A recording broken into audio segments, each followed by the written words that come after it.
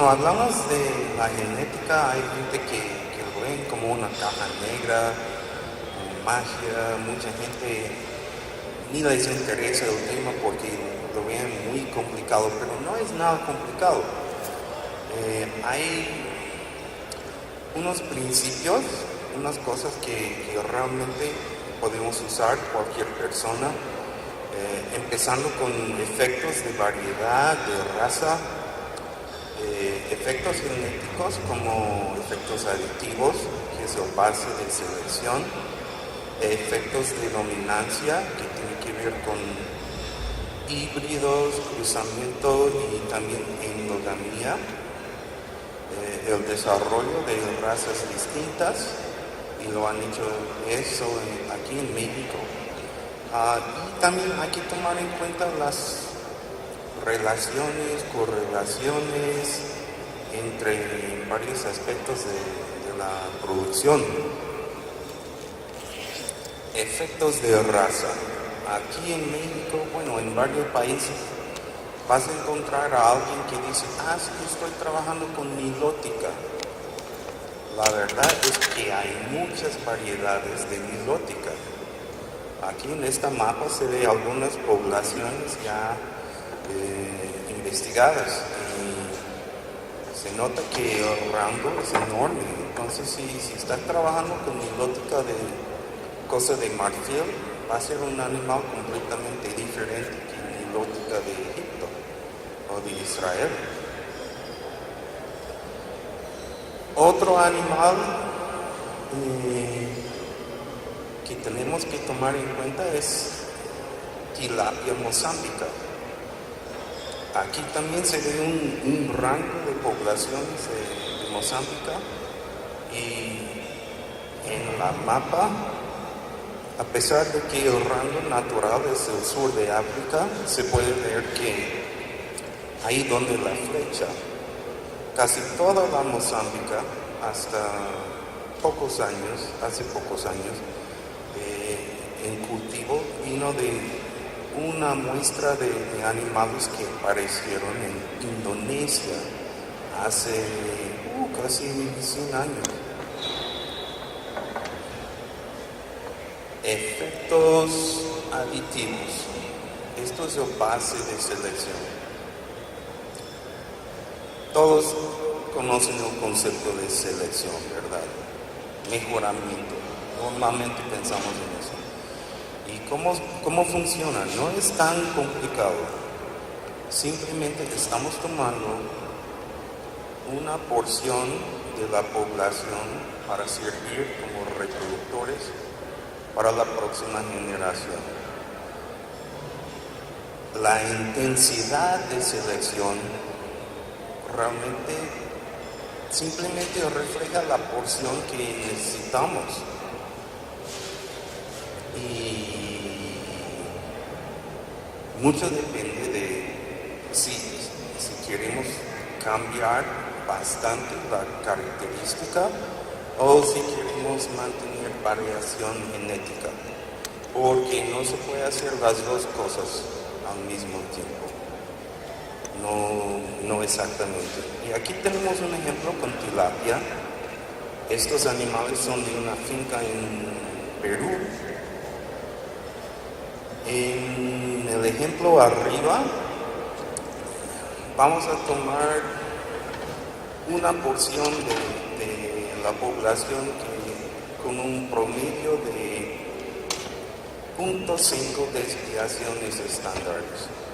Todo esto tiene que ver con matemática, y normalmente lo que queremos hacer es convertir lo que observamos en una curva normal, y medimos la intensidad de selección en desviaciones estándares. En el ejemplo arriba, el promedio de los animales que vamos a seleccionar es 0.5 desviaciones. En el ejemplo abajo tenemos una intensidad de selección mucho más fuerte. Estamos tomando solo animales con un promedio de 2 desviaciones estándares. En el ejemplo arriba vamos a mantener más variación genética que encontramos en la población, y en el ejemplo de abajo podríamos esperar mucho más mejoramiento, se podría decir, pero estamos tomando solo una pequeña porción de la variación genética en esa población. Ese animal arriba siempre lo vamos a utilizar. El animal en medio, bueno, depende de cuántos animales necesitamos, qué tan fuerte vamos a imponer selección. Y el pobrecito de abajo va para el sartén. Ok. Si tú sacas tus animales de un tanque, de un estanque, de donde sea, siempre vas a encontrar variación, fenotípico, variación en lo que observamos. Como ven aquí, habrán unos animales bastante grandes, otros animales no muy grandes, y bueno, la mayoría entre esos dos extremos. Pero lo que observamos no solo es variación genética, también hay variación del ambiente, de la historia individual de cada animal. Quizás estuvo cerca de la aireación en los primeros días de su vida, quizás no. Entonces, la línea negra que ven ahí sería como la variación genética dentro de esa población, y se puede ver que puedes tener dos animales con el mismo valor genético, pero con un fenotipo muy diferente, uno mucho más grande que el otro. Y ese es el problema que encontramos siempre cuando tratamos de seleccionar animales. ¿Es grande por su genética o es grande por buena suerte o una combinación de esas dos cosas? Entonces, es la realidad que enfrentamos cuando imponemos selección. Aquí se ve un ejemplo. Bueno, disculpen que parte de esto es en inglés, pero es fácil de entender. Ahí arriba esa curva es la población con la cual empezamos. Y vamos a seleccionar los más grandes. Y eso se ve en rojo, los animales, la porción de la población que seleccionamos. Y ahí puse el promedio de tamaño de esos animales. Y ahí abajo es la curva de la población que resulta de esos animales seleccionados. Y se ve que es mejor que la población original, pero no tan mejor. ¿Por qué? ¿Por qué perdimos parte de esa superioridad? Porque solo una porción de esa superioridad es heredable, solo una porción se transmite de un animal a sus crías. Ese es el efecto aditivo genético. Eso es el base de la selección. Entonces, ¿qué respuesta vemos? Tiene que ver con la heredabilidad de esa característica dentro de esa población. Aquí se ve cómo funciona heredabilidad. Los padres arriba, las crías abajo. Si seleccionamos los más grandes y no hay ninguna respuesta, tenemos una heredabilidad de 0. Si las crías son igual de superior como los papás, tenemos una heredabilidad de 1. Bueno, eso casi nunca se encuentra. Pero este es el concepto que utilizamos para selección.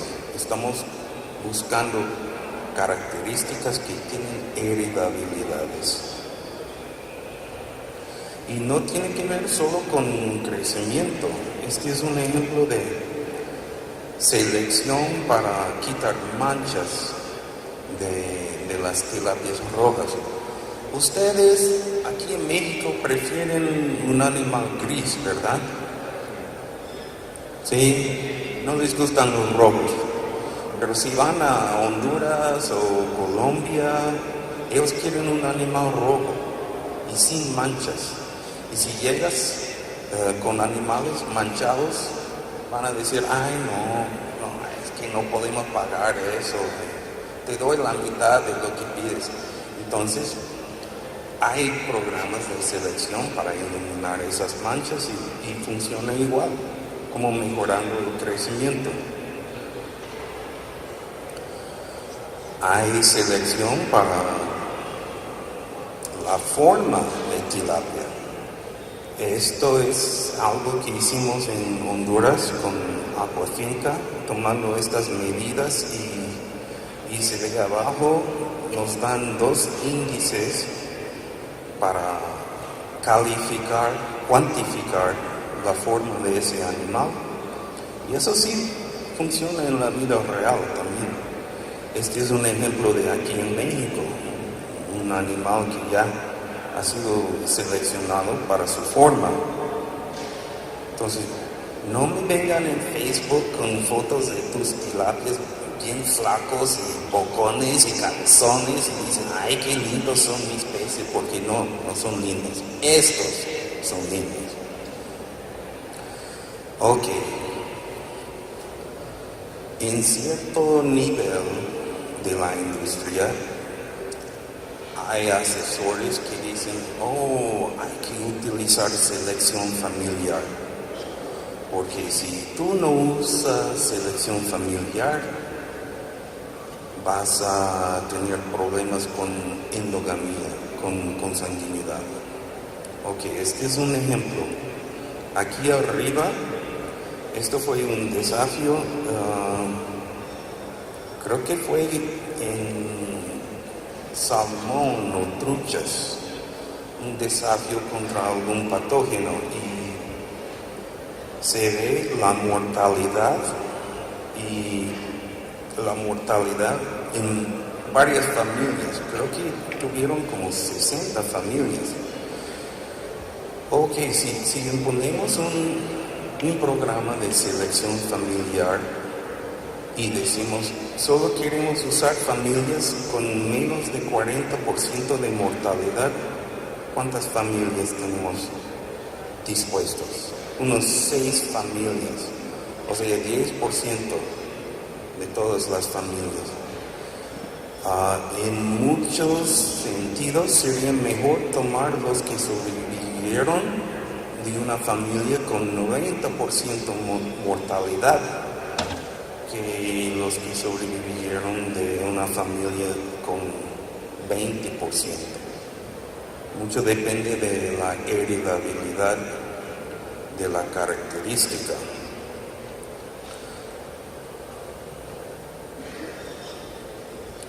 Estrategias para selección, selección individual en masa, normalmente eso es lo que se debe de usar.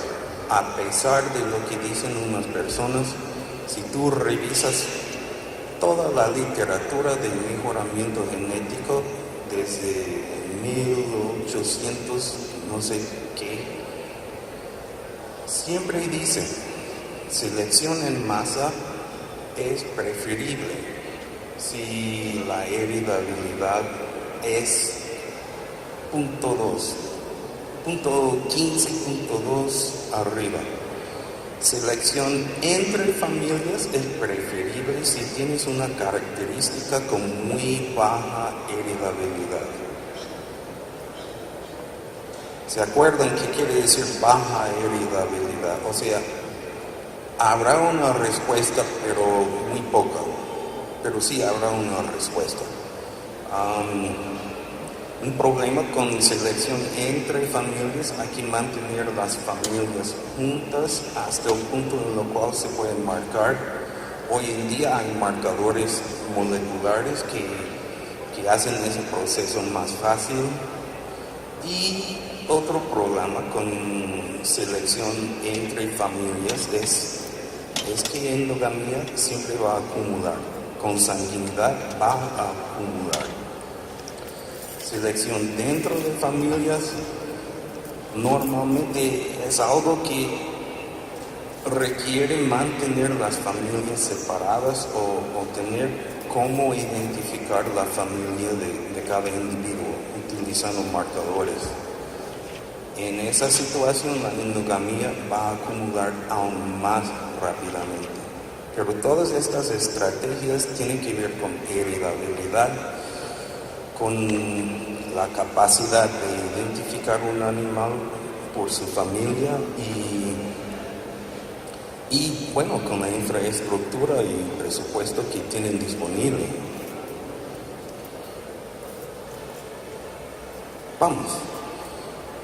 Y bueno, a veces cuando digo esto, criticando selección por familias, hay asesores que se enojan conmigo, pero no es mi concepto. Aquí es algo que escribió un geneticista animal famoso, se llama Falgestad, creo que así se llama. Y él dice lo mismo, que las limitaciones de selección familiar es que la endogamia va a acumular rápidamente y que solo se puede aprovechar de la mitad de la variación aditiva. Ok, hablamos suficientemente sobre selección. Selección, efectos aditivos. Un efecto que está transmitido directamente de un individuo a sus crías. Selección tiene que ver con individuos. El otro efecto que podemos utilizar es dominancia.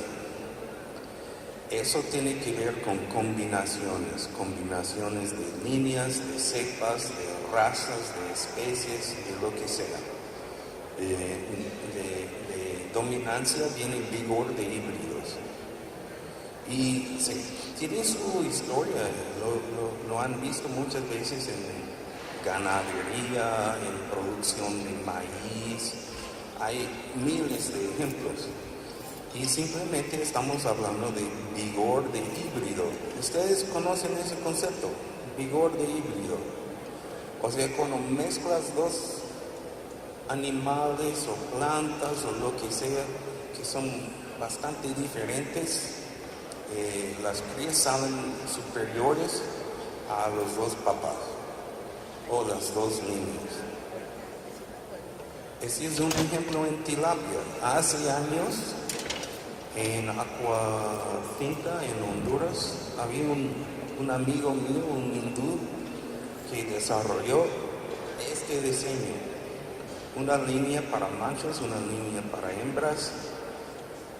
Los machos y también las hembras tuvieron ya heterosis, vigor de híbrido por ser cruzados. Especialmente fue importante en las hembras porque una hembra cruzada de tilapia normalmente va a producir más huevos, más larvas. Entonces era un poco complicado mantener 4 líneas distintas, pero en la escala de esa empresa valió la pena. Y así se puede aprovechar de efectos de dominancia. Pero dominancia también tiene su lado oscuro. Dominancia es el por qué observamos endogamia, depresión endogámica. Aquí tenemos un ejemplo de endogamia horrible en esa misma finca allá en Perú.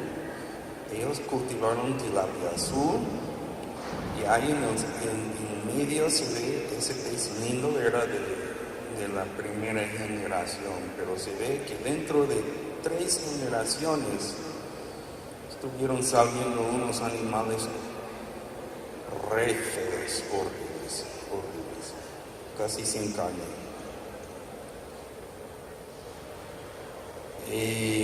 No voy a hablar mucho sobre esto. Esta es la teoría de depresión endogámica.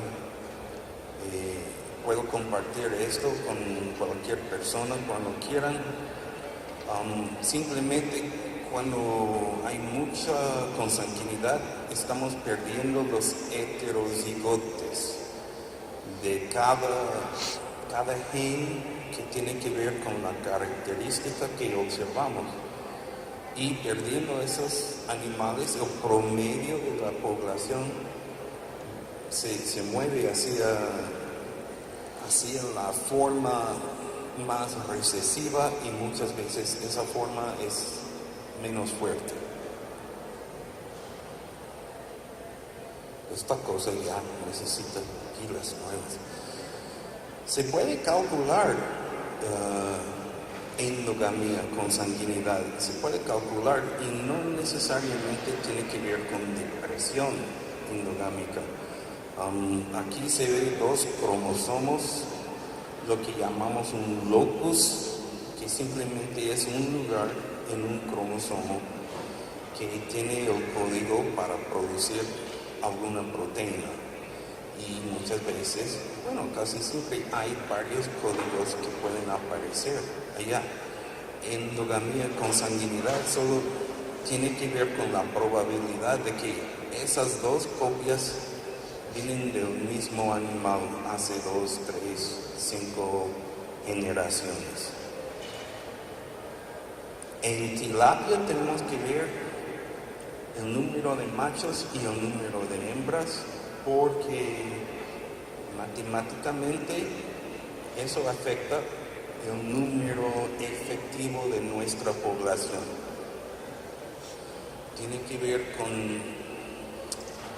número de machos que estamos utilizando y número de hembras. Y aquí en verde se ve 2 ejemplos. Una finca que mantiene, digamos, un estanque donde hay 5 machos y 50 hembras. El número total es 55, pero el número efectivo solo son 18 animales, porque hay muy pocos machos.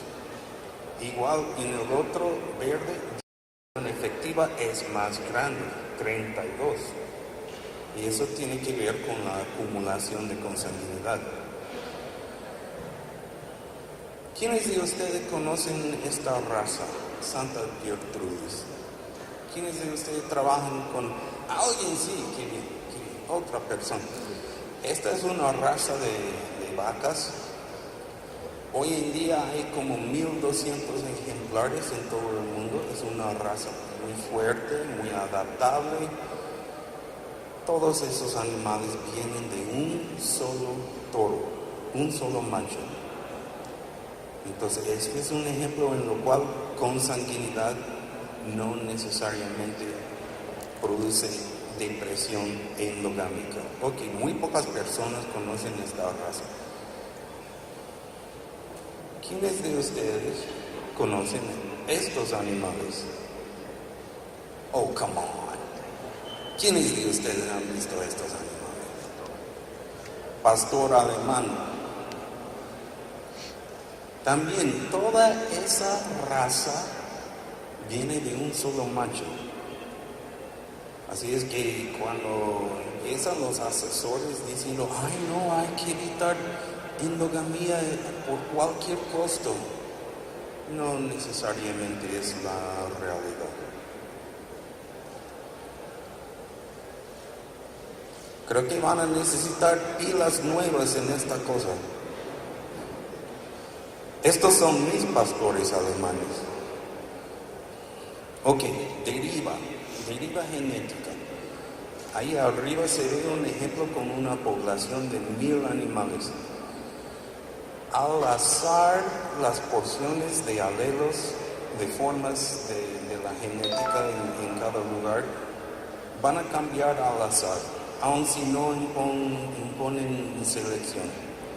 En una población de 1,000 animales, Eso normalmente no va a causar un problema. Se mantiene dentro de un rango normal. Pero en una población pequeña, que se ve ahí abajo, de 50 animales, tarde o temprano, simplemente al azar, la porción de una forma va a llegar a 100% o cero, y en ese momento ya se fue, ya no está la otra forma. Y así se va perdiendo variación genética sin darse cuenta.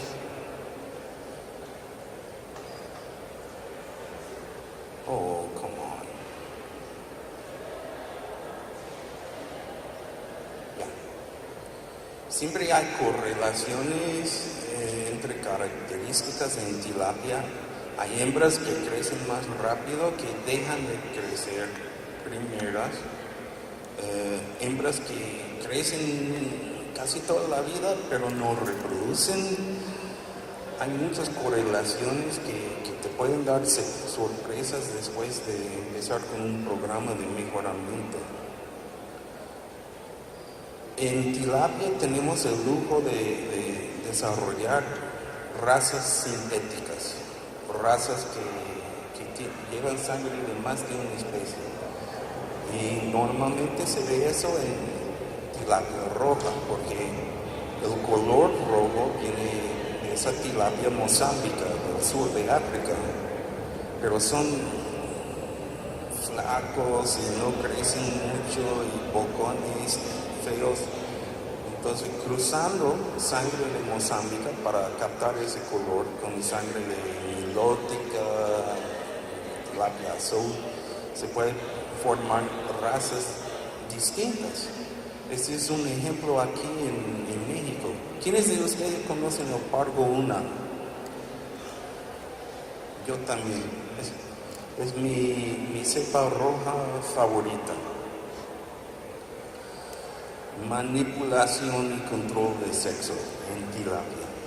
¿Quiénes de ustedes han escuchado de supermacho? YY. ¿Y quiénes de ustedes han visto un ejemplo a nivel comercial donde funciona? No. Ok. Es que es muy complicado, no tiene que ver simplemente con YY. También hay otras formas que se encuentran en tilapia ornorum, de donde vinieron casi todas las cepas rojas. Otro también en tilapia azul. Aquí se ve todas las combinaciones posibles, porque hay por lo menos dos otros influencias genéticas que tienen que ver en eso.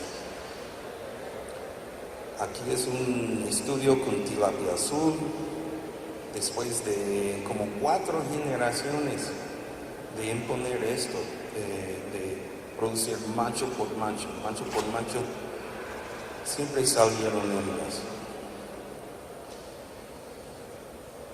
No tanto en tilapia como en salmones, pero han evaluado manipulaciones de los cromosomas para producir triploides, tetraploides, animales que solo llevan genética de su mamá o de su papá.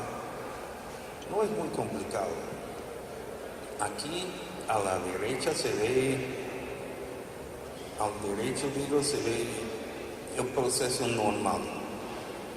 Cuando llega un esperma a la ova, sale un complemento de cromosomas que quedó como parte del desarrollo del huevo.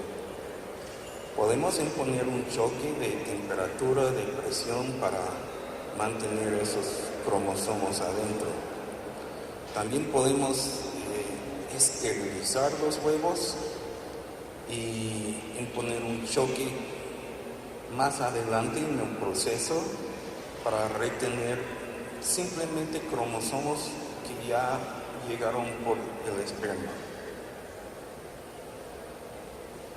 Para hacer todo eso hay que tener bastante control sobre la reproducción Y hay gente que no lo creen, pero se puede mantener una hembra en una pecera, un acuario solita, y si está bien mimada, como cada 11, cada 20 días va a producir huevos sin estar con un macho.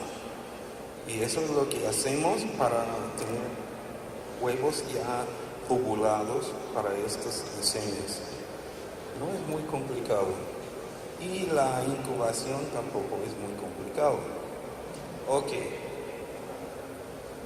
Hay otra manera de ver la heredabilidad. En vez de mantener una población por 2, 3, 5 generaciones, tiene que ver con diseños con machos específicos y hembras específicas. No vamos a hablar mucho sobre los detalles. Es mejor simplemente enseñarles. Ok, este es un diseño típico. Y sería mucho más fácil si tuviera un pointer. Pero aquí se ve machos. Cada macho está con 2, 3, hasta 4 hembras. Y las crías de una hembra, ¿qué tienen en común? La mamá y el papá. Las crías de 2 hembras que estuvieron con el mismo macho, ¿qué tienen en común? Solo el papá. Y las crías de una hembra con un macho y las crías de otra hembra con otro macho, ¿qué tienen en común? Nada.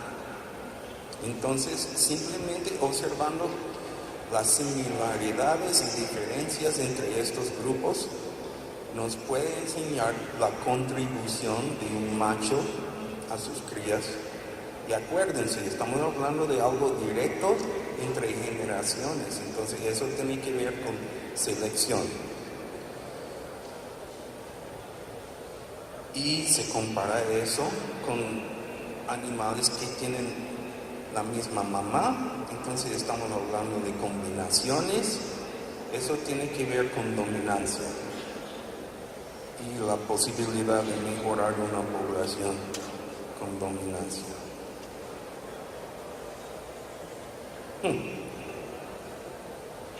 Y hay diseños complicados que se puede utilizar, machos de varias líneas, hembras de varias líneas.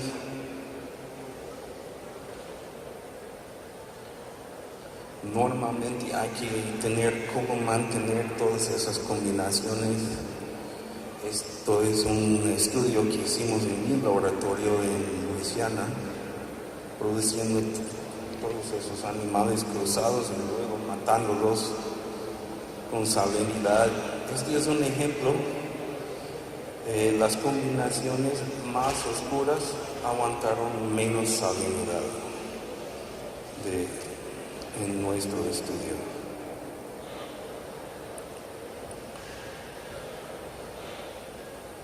Sacamos muchos datos sobre las influencias genéticas, sobre resistencia de la salinidad. No vamos a hablar mucho sobre eso. Pero llevamos toda esa información a Honduras, a una empresa donde producen alevinos, y empezamos a hacer animales cruzados utilizando sangre de mozambicos y una línea roja.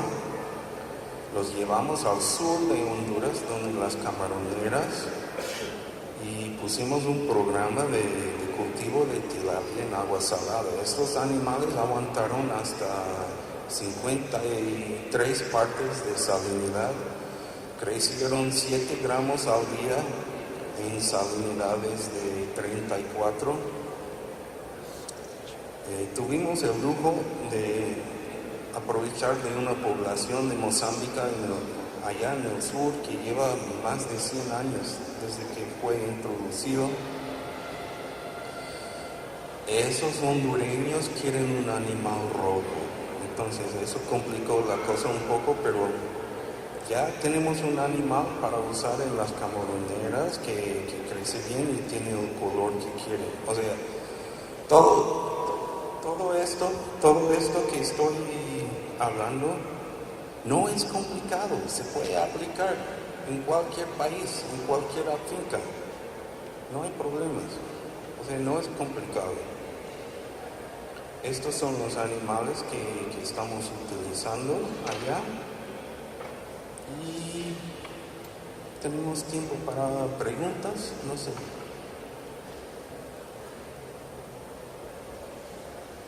Esas últimas cosas simplemente son para que vean que cuando la gente habla de genética, de mejoramiento, agárralo, aprovecha, utilízalo. Ajá.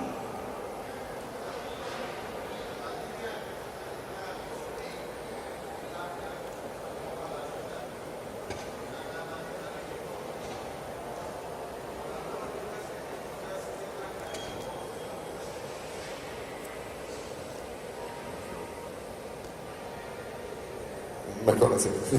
Sí, la pregunta es la siguiente. Se llegó la tilapia de Spring, las normales que llegaron de Noruega, donde nos dieron 8 familias para que nosotros escogiéramos.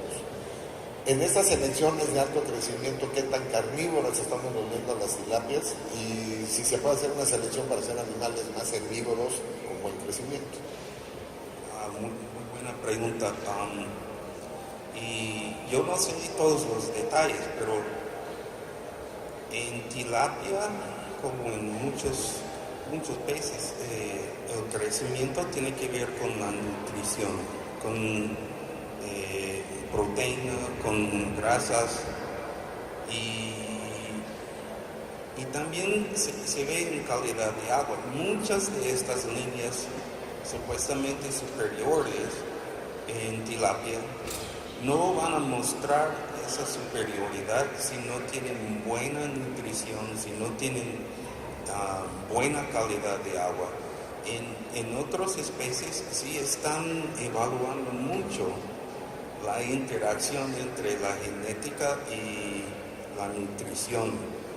Por ejemplo, en bagres están seleccionando para bagres que crecen bien con proteínas bajas o proteínas que solo son de soya o de maíz.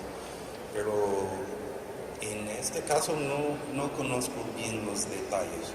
Pero eso se ve mucho, hasta en pollo, en ganadería, líneas que supuestamente son superiores. Si no tienen las condiciones óptimas, no van a mostrar esa superioridad. Buenos días, doctor Greg. Soy el doctor Mario Garduño de la UNAM, de Martínez de la Torre, investigador de Pargo UNAM también. Sí, nos conocimos una vez con Germán. Me da mucho gusto verlo y también un poco relacionado con la pregunta anterior, estamos trabajando en mejoramiento genético en muchos aspectos y especies de peces. Y también, como lo comentaban ya, como que los estamos un poco presionando para que crezcan más. Y eso nos trae, evidentemente, aparejada la parte de la alimentación. Nosotros no podemos tener un animal con un crecimiento estándar, un animal mejorado con el mismo alimento. Entonces, desde su punto de vista, ¿hasta dónde pensamos que podemos llegar con el límite biológico de las tilapias en este caso? Y sobre todo relacionado con precisamente la situación de la carencia de materias primas en general, el uso de la proteína de pescado, que evidentemente las tilapias no lo requieren, y también con el comportamiento diferente, porque efectivamente los animales de más crecimiento tienden a ser carnívoros. En cambio, una tilapia nilótica normal no manifiesta ese comportamiento. Entonces es algo que quisiera preguntarle de acuerdo a su visión como genetista de tilapia. Yo creo que una ventaja que tenemos es la biología de tilapia, su capacidad su intestino, su capacidad de utilizar materiales que vienen de plantas. O sea, una tilapia puede utilizar cosas que una trucha jamás, hasta algunos padres jamás podrían comer eso. Eso nos da, hasta cierto punto sí, nos da muchas ventajas en qué podemos utilizar para producir estos miles y miles y miles de toneladas que dicen que la acuicultura va a tener que producir en estos años. Yo creo que hasta hoy en día no han hecho muchos estudios de dieta. Bueno, ciertas empresas sí, quizás con fincas grandes, evaluando varias formulaciones, pero como un campo para investigación, eso es sumamente abierto y necesitamos personas como ustedes, porque nadie más está trabajando en eso. Y siempre tilapia va a tener muchas ventajas cuando se compara con otras especies, simplemente por el hecho de que hasta algas son capaces de pasar todo el día filtrando algas y siguen creciendo. Porque todo el mundo habla de, ay no, la acuicultura es una necesidad. En las décadas que vienen vamos a tener que doblar o triplicar la producción acuícola en este planeta. ¿Pero cómo? ¿Dónde vamos a encontrar la soya? ¿Dónde vamos a encontrar el maíz? Para producir tantas toneladas. Imagínate las toneladas de concentrado de alimento que vamos a necesitar. ¿De dónde va a venir? Vamos a empezar a matar a las vacas para usar ese maíz para nuestros peces. Entonces yo creo que sí, la capacidad, la flexibilidad del sistema de la biología de tilapia nos va a dar muchas ventajas.